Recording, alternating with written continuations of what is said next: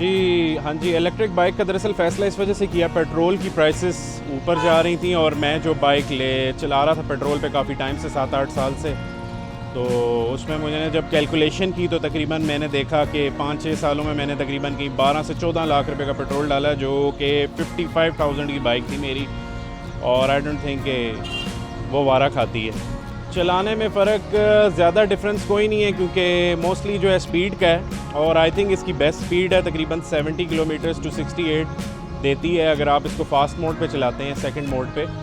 तो I think मुझे कोई ज़्यादा डिफरेंस फील नहीं होता अगर ज़्यादा देखा जाए, बल्कि ये ज़्यादा मज़े की लगती है क्योंकि इसका शोर नहीं है।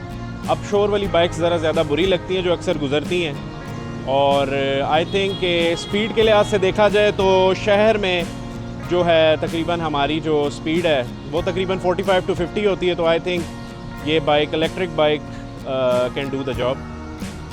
जो दूसरी बाइक्स हैं आई थिंक लोकल्स हैं, वो मोस्टली चेंजेस करके उन्होंने जो जिस तरीके से बनाई हुई हैं, मैं रेकमेंड इस वजह से ब्रांडेड बाइक्स करता हूं क्योंकि उसकी ऑलरेडी उन्होंने एक टेस्ट किया होता है, ऑलरेडी उसको उन्होंने अप्रूव किया होता है और मोस्टली कंट्रीज़ में वो चली होती हैं, इंस्टेड ऑफ जस्ट लोकल जो बाइक एक बनी होती है, जैसे कि आप बहुत सारी कंपनीज़ का आजकल सुनेंगे।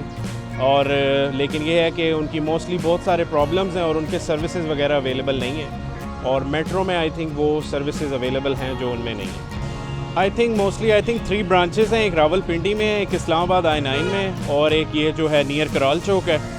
तो आई थिंक जो है हम नियर कराल चौक वाली भी उस पर सर्विसेज वगैरह की ऑप्शंस रखें ताकि यहाँ पे भी बाइक्स ला के सर्विसेज की जा सकें, इंस्टेड ऑफ कि आपको I9 में जाना पड़ता है वहाँ पे सर्विस वगैरह के लिए।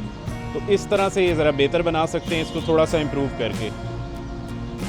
जी उस्मान, हमें ये बताएं कि आप पिंडी बॉय हैं आप? जी हाँ जी, आपको कैसे पता चला?